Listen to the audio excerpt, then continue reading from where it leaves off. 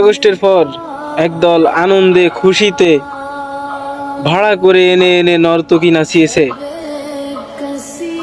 আর প্রত্যেক স্কুল কলেজের শিক্ষকেরা শিক্ষিকারা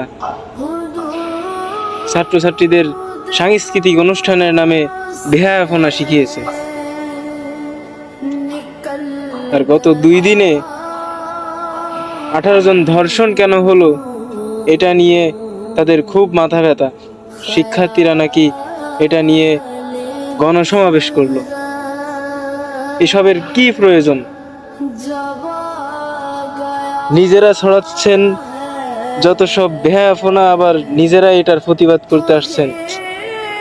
আগে নিজে ভালো হন, নিজের পোশাককে সংস্কার করুন, তারপর ধর্ষণের বিরুদ্ধে কথা বলবেন।